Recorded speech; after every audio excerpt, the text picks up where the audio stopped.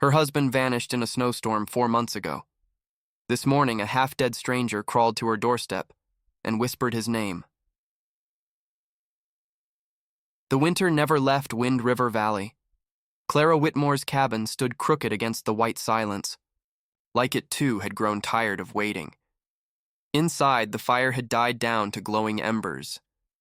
Outside, the land was buried in sorrow and snow. She stepped out with a rusted bucket in hand, her boots crunching over the frozen steps. The wind bit at her cheeks, but she didn't flinch. Clara had grown used to pain. Not the kind that scars, but the kind that lingers. Every morning, since Thomas disappeared, she had checked the trail leading to the woods, and every morning there was nothing.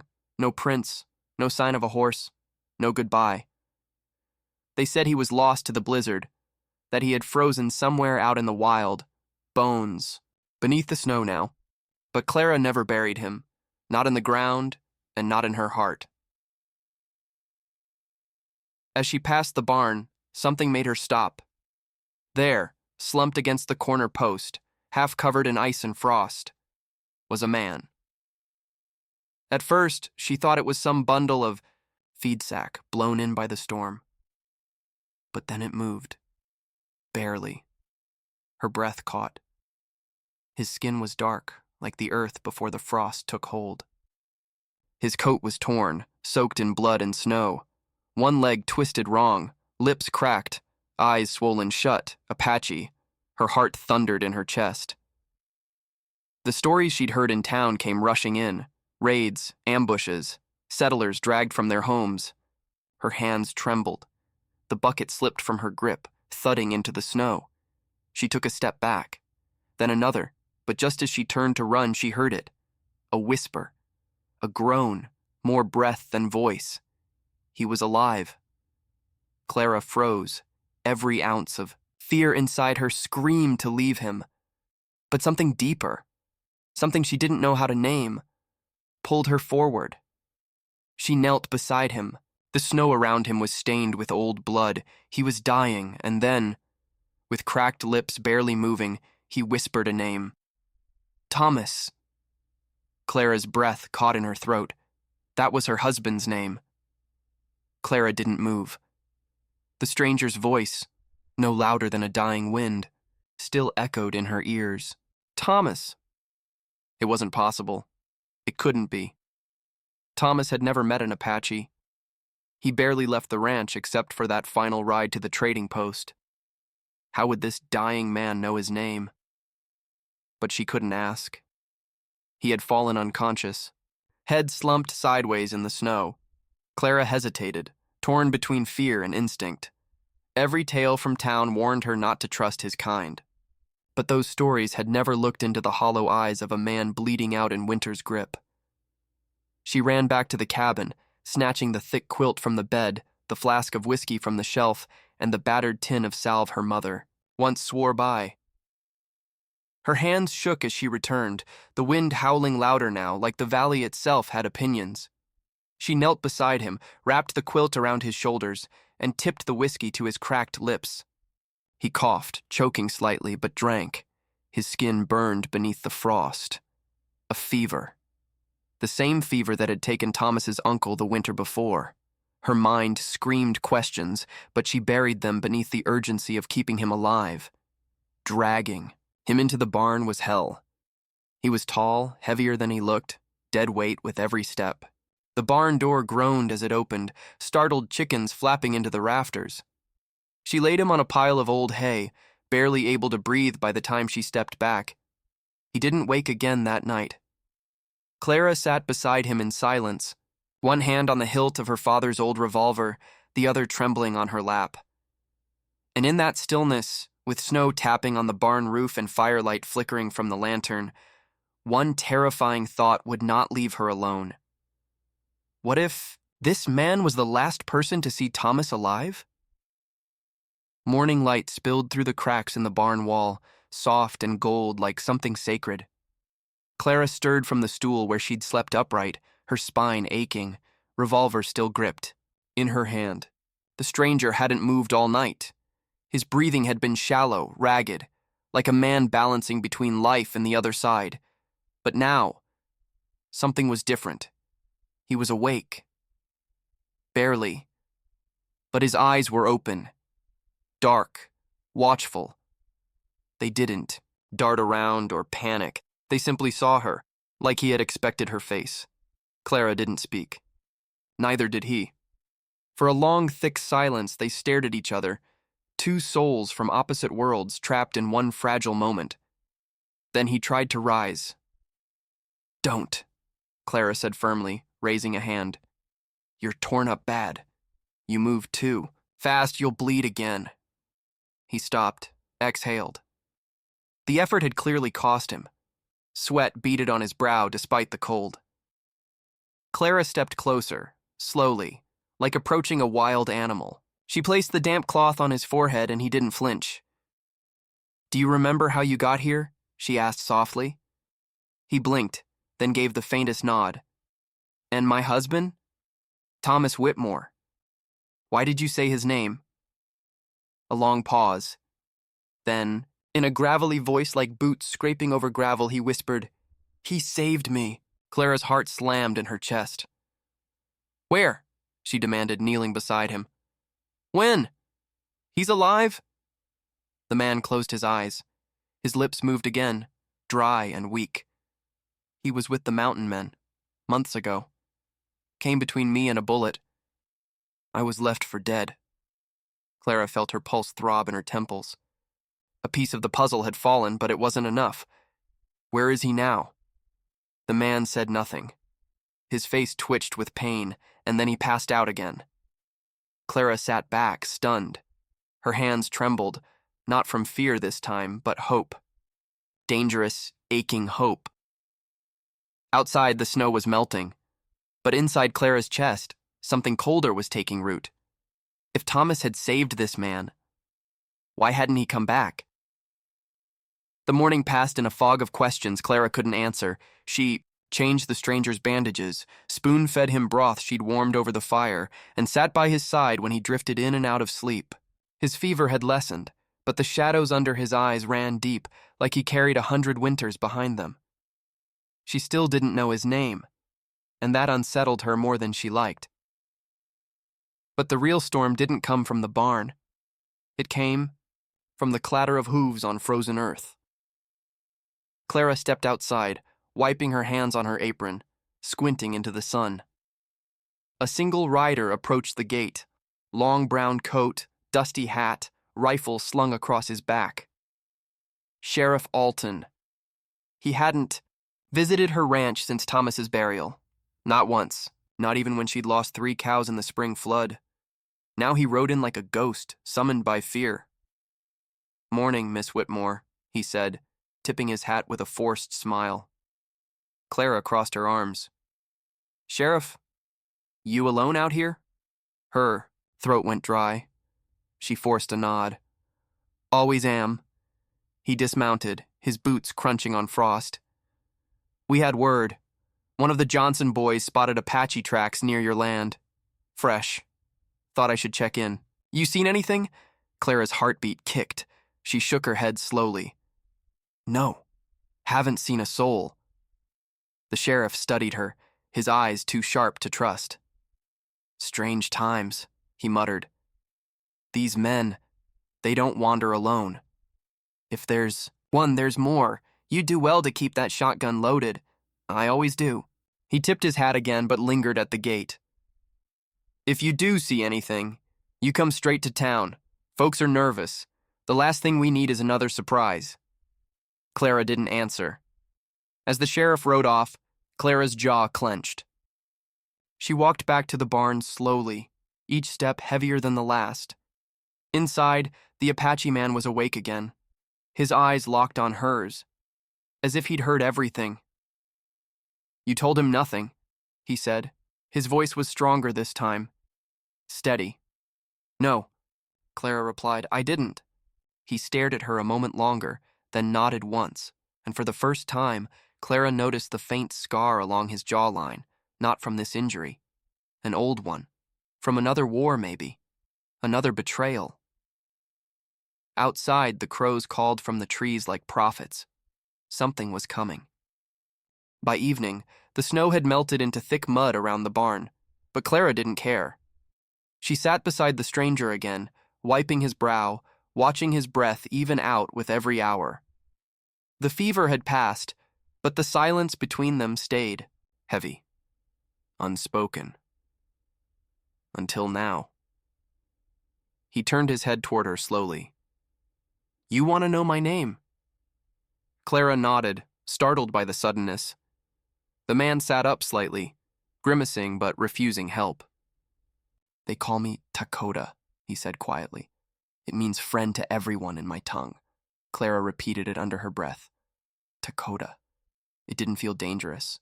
It didn't sound like the name of a man who spilled blood for sport. "Why? Did you say my husband's name that night?" she asked again. "Where did you see him?"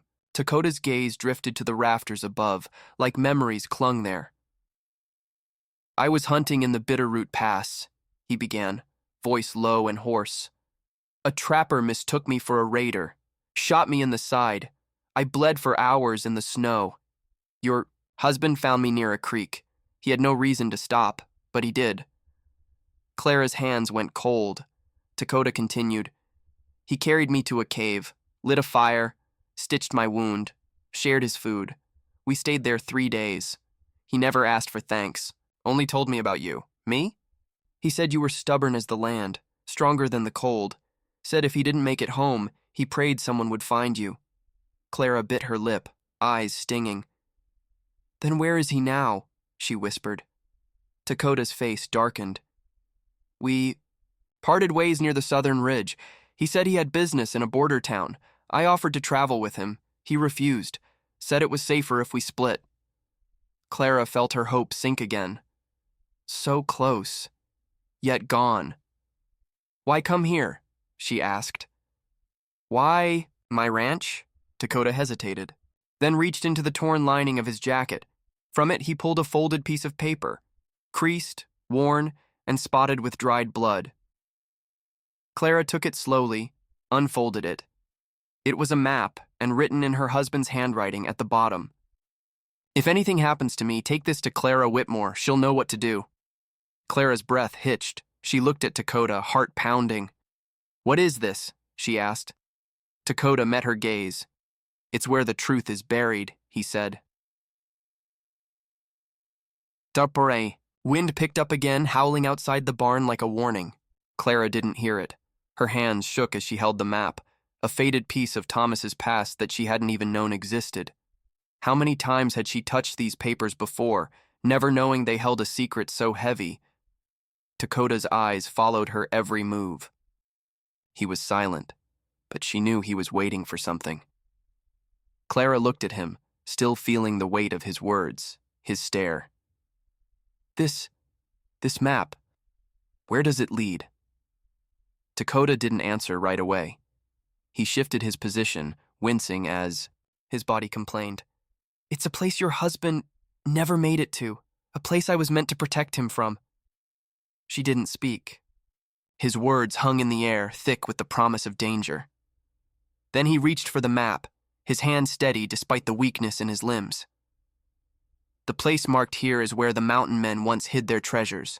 It's also where they buried their secrets." Clara felt a chill at the mention of the mountain men. Those lawless, ruthless men had roamed the land long before she was born, and they were said to have buried more than gold. But why? Clara started, then paused, as the pieces started falling together. Why would Thomas be looking for this place? Dakota closed his eyes, his voice low and slow. He wasn't looking for treasure, Clara. He was trying to stop something worse from coming.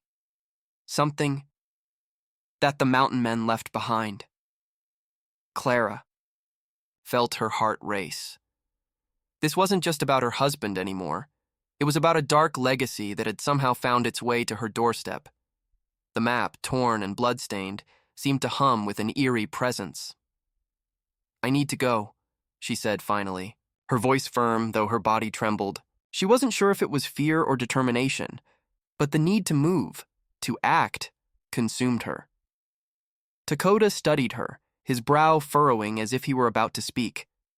But before he could, a sharp knock at the door froze them both. Clara's pulse quickened. Her hand went instinctively to the revolver she kept tucked at her side. "Stay here," she told Dakota. "I'll see who it is." She opened the barn door just a crack. Outside, the sheriff was standing, looking anxious.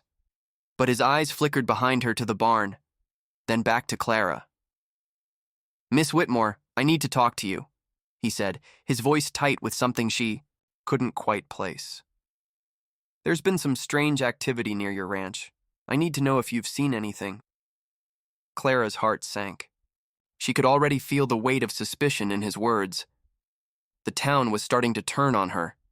Before she could answer, she heard the sound of horses approaching from the west. Fast, purposeful, like a storm on the horizon. "Sheriff," Clara said quickly, closing the door a little more but enough to keep his attention. "I don't know anything about any strange activity. You need to go." The sheriff's eyes narrowed. "I'll be back tomorrow, Miss Whitmore. We're keeping an eye on you." Clara slammed the door shut, locking it with a sharp snap. Inside, Dakota was already standing, his body tensed. "It's them." Clara didn't need to ask who he meant. They were coming for her now. The horses thundered closer, hooves pounding against the dry earth like a war drum. Clara peeked through the barn slats. 4 riders, no lanterns, no talking. Just shadows riding fast, hungry for something they hadn't come to ask for. They came to take. Her heart pounded in her chest as she turned back to Dakota. "You were right. They're here." Dakota moved to the side wall of the barn and removed a loose wooden plank.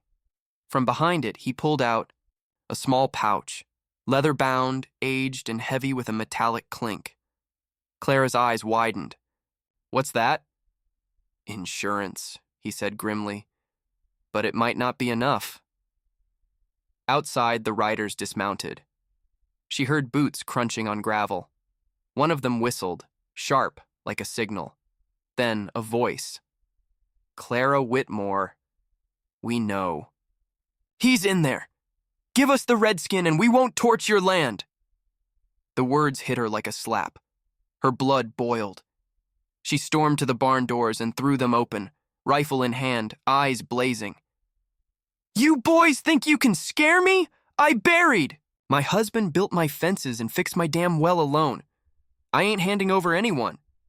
The men weren't impressed. Brody was at the front, the same one who'd always made snide comments in town, always acted like he owned every ranch but never worked a day in his life. He smiled cruelly. "We ain't asking, Clara. That Injun brought death to your doorstep. You don't give him up. You go down with him." Behind her, Dakota stepped into view, standing tall despite his injuries. "I did not bring death," he said clearly.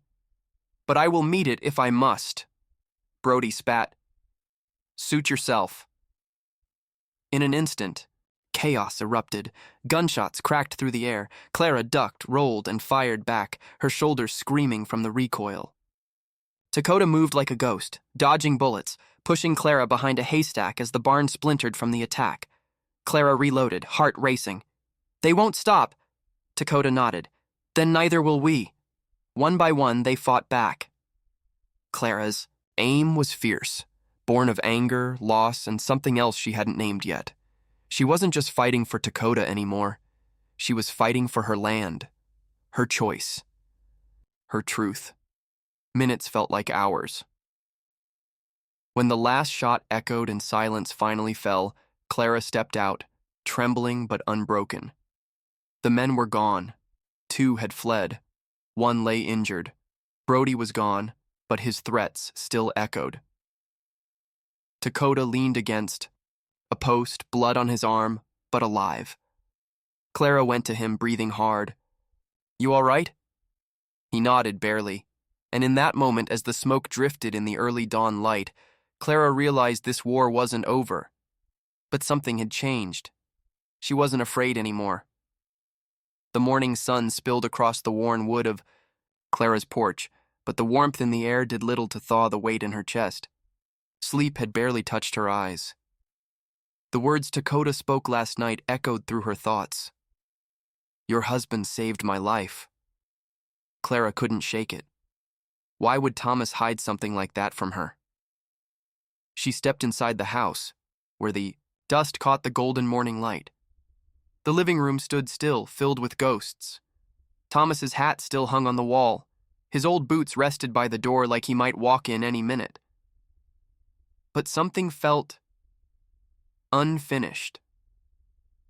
Clara moved to the center rug, an old Navajo weave Thomas had once traded for with a passing merchant. Her foot pressed down, and suddenly a soft, hollow thud echoed beneath the floorboards. She froze. Slowly, carefully, she pulled the rug aside. There, a loose plank, one she'd never noticed before. Her hands trembled as she pried it up. Beneath, the plank sat a small metal box, rusted at the edges, sealed with a latch that creaked when she opened it. Inside was a folded envelope, yellowed with age. Her name was written across the front in Thomas's handwriting. To Clara, if I'm gone. Her throat tightened as she unfolded the letter. My dearest Clara, if you're reading this, then I didn't make it through. There's something I should have told you long ago. Our land, it holds more than dust and drought. There's gold beneath the West Hill. Not the kind folks dream of, but the kind that brings blood. Brody knows. That's why he's always watching us. I found out too late, and I feared if I told you, you'd never sleep again. If they come for me, or for you, don't trust anyone. Not the sheriff, not the preacher, no one, except one. If a wounded man finds his way to our land, help him. He's not a stranger. He's a promise I once made. Clara stood motionless, her heart pounding in her ears.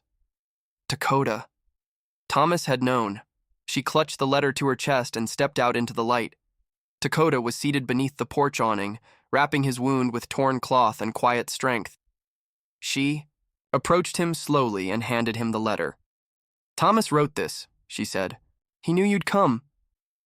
Dakota read the letter in silence. His eyes didn't widen, they softened. I wondered if he'd kept his word, he murmured. Clara sat beside him, still shaken. There's gold under that hill. Brody's been after it all this time. Dakota nodded. And he won't stop. Not until it's his. Or he's dead. Clara's voice was steady now. Then we protect what's ours. Just like Thomas wanted.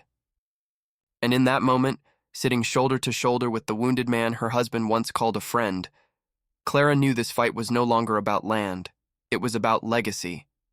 The evening wind carried a strange stillness with it, as if the land itself was holding its breath.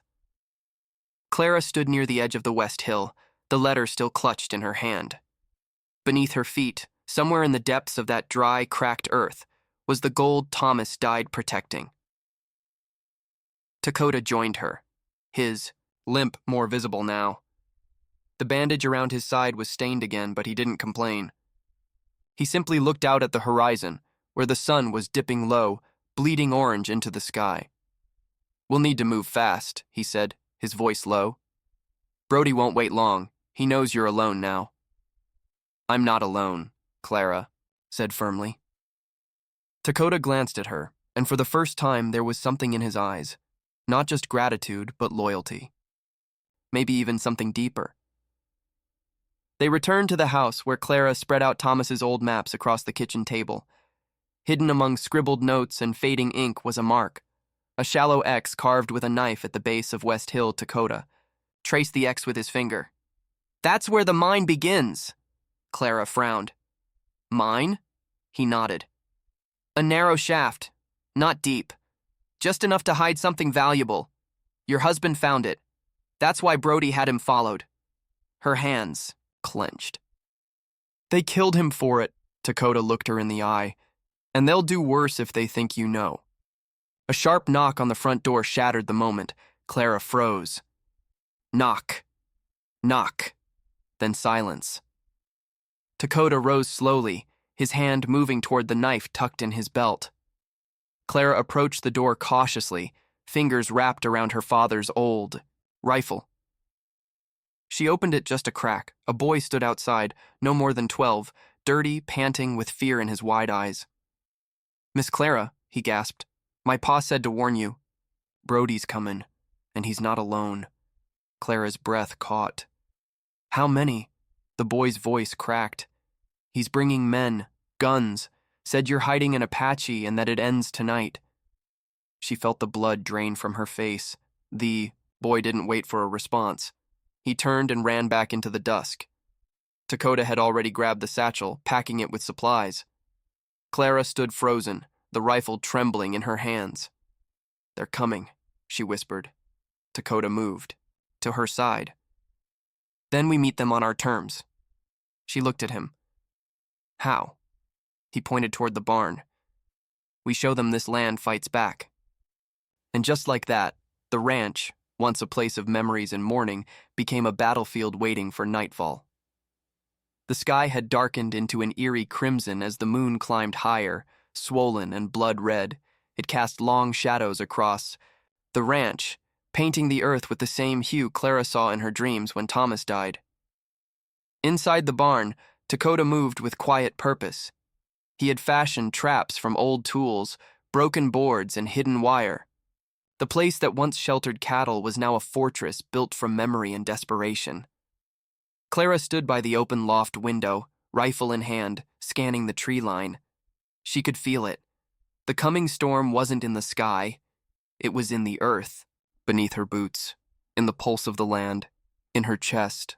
Dakota joined her. "You ever shot a man?" he asked, not unkindly. Clara's jaw tensed. "No, but I buried one." He didn't smile, but something in his eyes told her he respected the answer. The wind shifted, and then it came. The sound of hooves. Distant.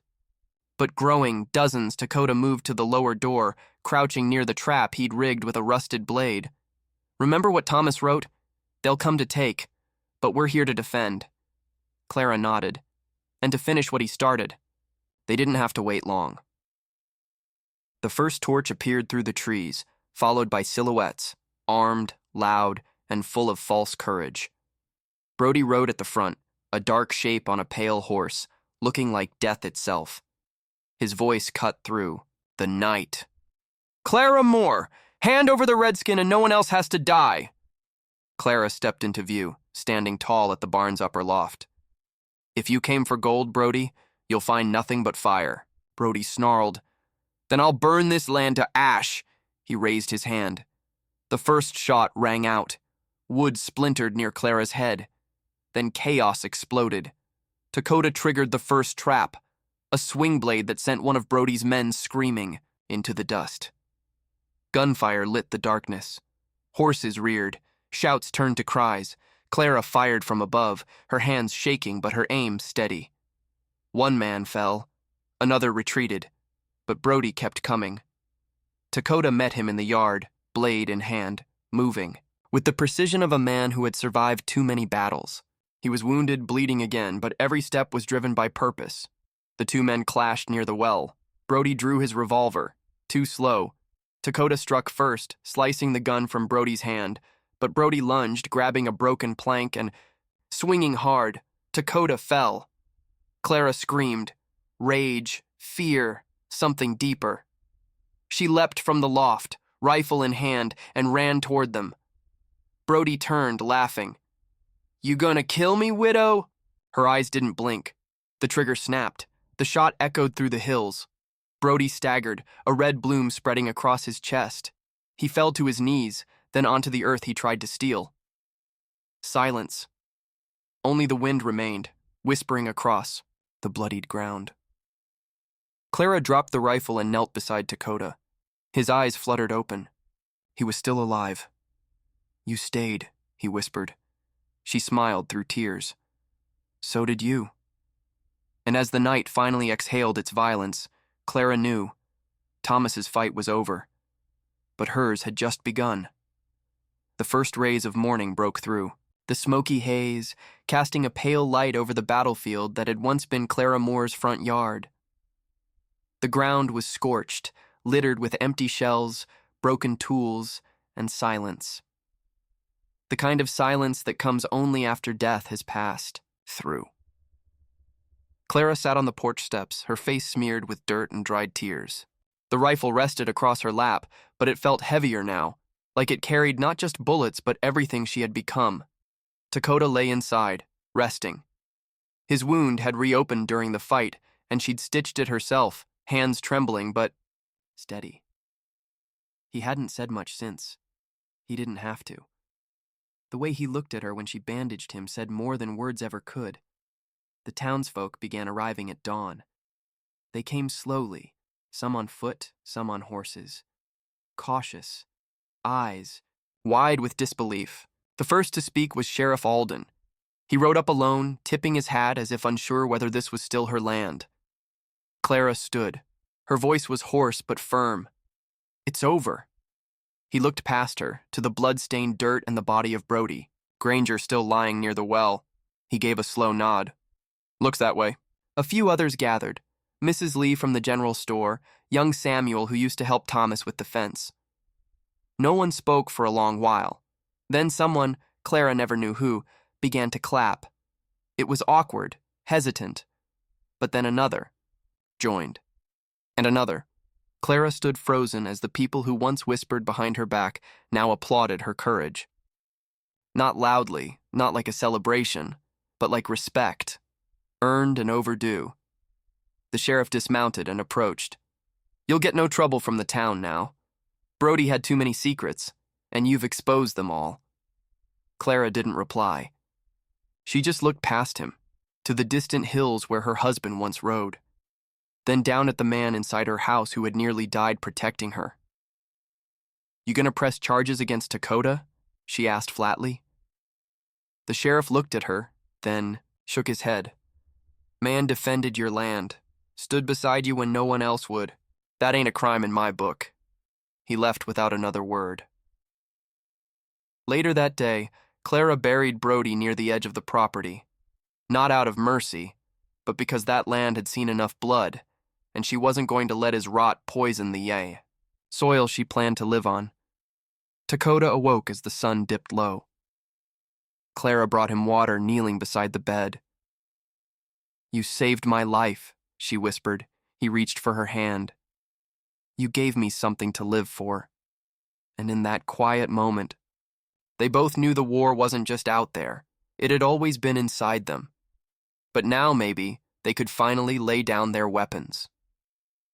For the first time in months, the ranch felt still, not with the eerie silence of dread, but with the kind of hush that follows a hard rain. A calm earned through fire and sorrow. Clara spent the morning mending what she could. The barn door, splintered by bullets. The fence, bent from horses and struggle. The well, still tainted with smoke but running clear again. Dakota watched from the porch, a blanket wrapped around his shoulders. His body was slow to heal, but his eyes, they were clearer now. Less guarded. Clara brought him a cup of coffee. She didn't say anything as she handed it over. She didn't need to. He took a sip, then looked out at the land.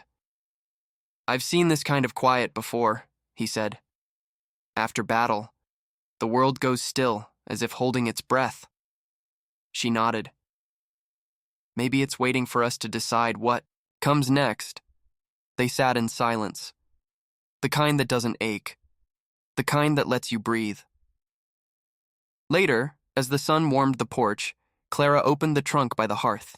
Inside were old papers, faded letters, a locket, and a photograph, her and Thomas, before the fever took him. She stared at it for a long time before gently placing it on the mantel. Dakota noticed. "He was a good man?" She nodded. "The best I ever knew. Until now." He didn't respond, just reached out, resting his hand over hers. His skin was rough, calloused, but warm. The connection between them had grown silently.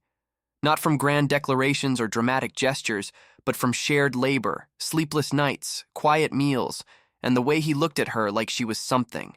Strong, not fragile. That afternoon, they walked the property together. He moved slowly, leaning on a carved walking stick Clara had whittled for him. but his presence beside her made the place feel different, less empty. As they passed the boundary fence, Clara paused. "This land's still scarred," she said. "So am I." Dakota looked out toward the hills, his expression thoughtful. "Scars aren't weakness. They're proof you lived and didn't break." That night, they sat by the fire. Clara read from an old book, her voice low and steady. Dakota closed his eyes, not asleep, just listening. When she closed the book, he spoke. "I want to stay, Clara, if you'll have me." She turned to him. The firelight danced in her eyes, softening the edges of a face hardened by loss. "I'd like that," she whispered. "More than you know." And just like that, something fragile but real began to bloom in the ashes. 3 weeks passed. The land softened with spring. Wildflowers bloomed near the fence posts. Chickens wandered freely again, and Clara's mare, Bella, had taken to following Dakota like a shadow. Life, real, honest life, was returning to the ranch. Each morning, Clara and Dakota rose with the sun. They worked side by side, planting, hammering, rebuilding. Sometimes they spoke, sometimes they didn't need to.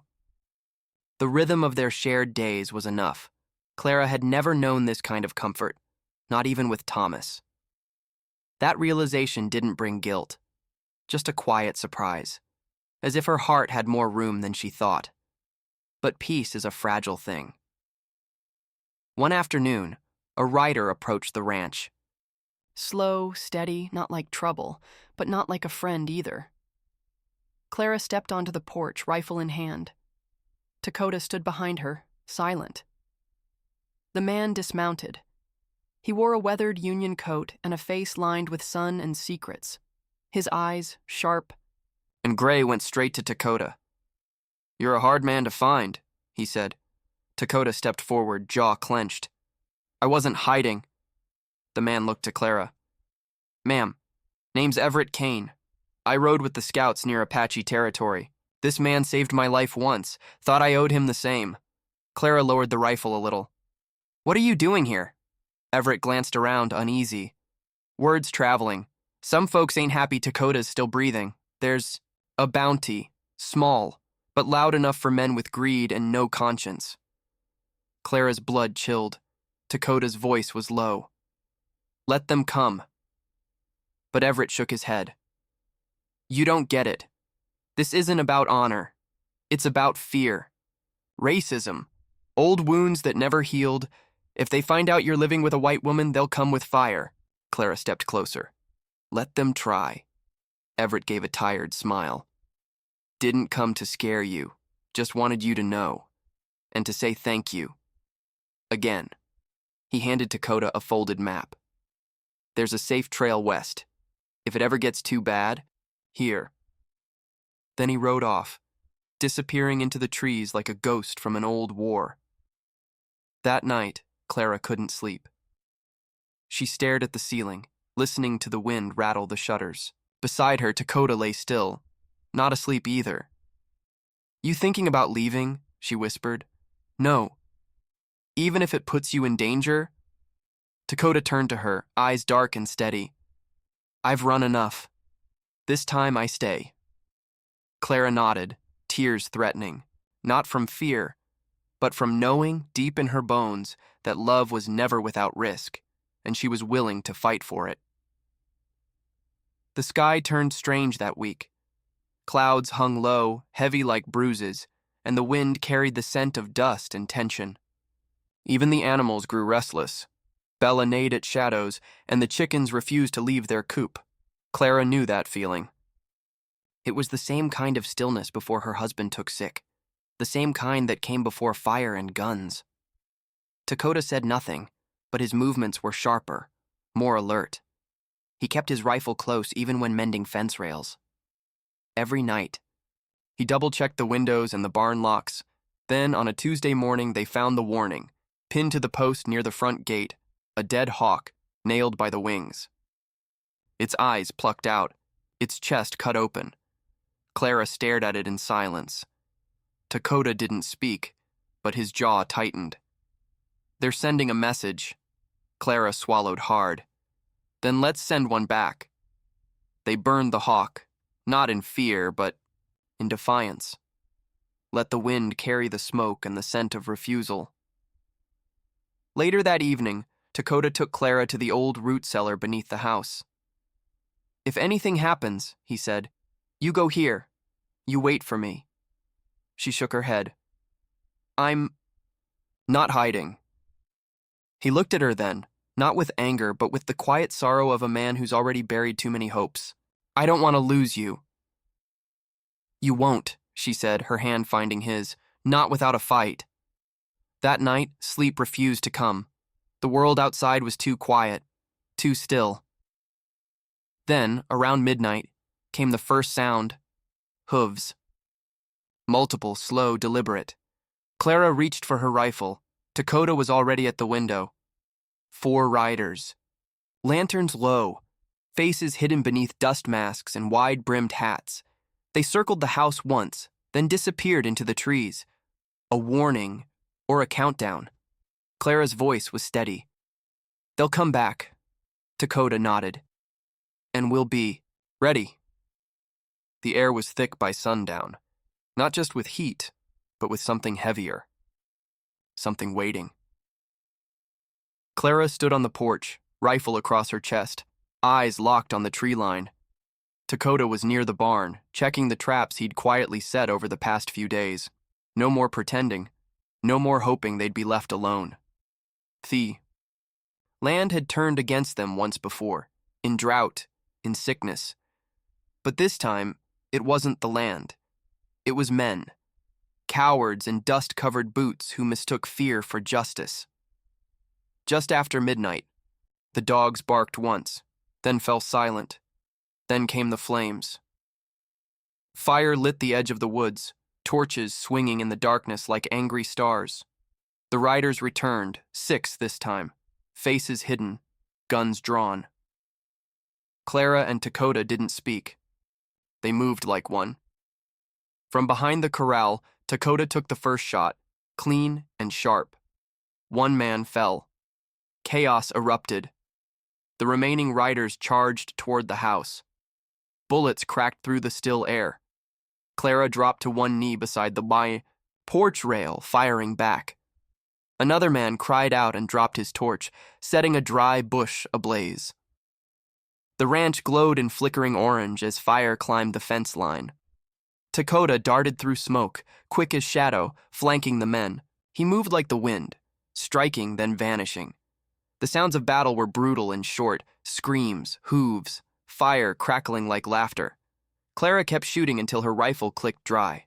1 man, Brody, the same who'd led the rumors, in town, charged up the porch steps. Clara met him at the top with the butt of her rifle, hard across his face. He stumbled. She kicked him square in the chest, sending him crashing down the steps. He groaned, tried to reach for his pistol. Dakota was already there. No, he said. 1 word, heavy as a mountain. Brody froze, then dropped the gun. The silence that followed was unnatural. No more gunfire, just burning wood and heavy breathing. Dakota looked to Clara. She was bleeding from a graze across her shoulder, but standing tall, defiant as ever. They won't be back, she said. Dakota nodded once. Not after tonight. And he was right. When morning came, the townsfolk did come, but not with torches, with questions, with guilt in their eyes. They found Brody tied to the post out front, a note pinned to his coat. This land defends itself. The fire died down by morning, but its scent clung to the earth, a scar the wind couldn't carry away. Clara stood in the field where the fight had ended, watching smoke curl from the edges of the barn roof. Dakota stood beside her, silent, eyes scanning the horizon as if still expecting shadows. The townspeople arrived in slow waves. First, the sheriff, hat in hand, guilt heavy on his face. Then others, men and women who had once whispered behind Clara's back, now offering supplies and help to rebuild. Clara didn't smile. She didn't forgive. But she allowed them through the gate. 1 old man brought lumber, Another handed her a sack of flour without a word. Small gestures, awkward kindness. Dakota accepted them with guarded silence. By the end of the week, the ranch stood tall again. Not perfect, but standing, like Clara. One afternoon, while sorting through the ashes near the old shed, Clara found something buried, her husband's old satchel. Inside it, a worn journal. She hadn't opened it since the day he died. She turned the pages slowly, his handwriting shaky toward the end. Notes about cattle, weather, and then something that stopped her breath. Dakota. Saved me. Twice. Her fingers trembled. She flipped further. Told me about his sister, the fever. The town did nothing. And finally, if anything happens to me and he finds you, trust him. Clara sat down hard on the ground. Dust rose around her, but she didn't care. Her husband had known Dakota, had been saved by him. That's why the name had slipped from Dakota's lips when he lay half dead weeks ago. Not by mistake, but from memory. He hadn't whispered her husband's name in confusion. He'd whispered it in grief. That evening, Clara brought the journal to Dakota. She didn't speak, just placed it in his hands and stepped back. He read in silence. Then looked at her, not with surprise, but with something deeper. Pain, gratitude, regret. I tried to get help when he got sick, Dakota said, voice low. The town wouldn't send a doctor, said it wasn't worth the risk. I buried him, myself. Clara's eyes welled up, but she nodded. You brought him home. Dakota met her gaze. He asked me to. A long silence stretched between them, not empty, but full, of shared loss, of truth, and maybe, just maybe, of something beginning again. Winter came slowly that year. The nights were long, but not as bitter. Clara no longer lit the lantern out of fear, but as a quiet signal, one that flickered warmly against the frosted windows. She and Dakota worked side by side through each passing day. No words needed, just the rhythm of two lives gradually intertwining. The townsfolk changed too. Small gestures turned into visits. Children who once stared from a distance now ran along her fence line. The sheriff came by one afternoon, hat off, hands clasped. He offered no excuses, only this. You saved each other. Clara said nothing, but she nodded, and for the first time, she didn't feel like she stood alone on her land. Dakota carved new fence posts, stronger ones. He used wood from the old barn, broken in fire, reborn in purpose. One evening, Clara found him sitting on the porch, holding her husband's journal in one hand and a small carving knife in the other. He handed her a piece of wood. Her breath caught. It was a name, Samuel, her husband's, carved smooth and clean. Beneath it, another word, brother. He told me once, Dakota said softly, that kin isn't always by blood. Sometimes it's who walks with you through the fire. Clara looked at the carving, then at the man beside her. Not an outsider anymore, not a stranger. A part of her story now, a part of Samuel's. I think he knew, she whispered, tears in her voice, that you'd come back to finish what he started. Dakota nodded, and stay. The sky deepened into dusk, the stars peeking through like scattered memories. As they sat there, past and present held between them, Clara knew the ranch would never be what it once was. It would be better, built not just on love or loss, but on healing. And long after the world forgot the tale of the woman who took in a half-dead stranger, the wind would still carry the story across the plains, of a name whispered in the dark, and the light it led her to.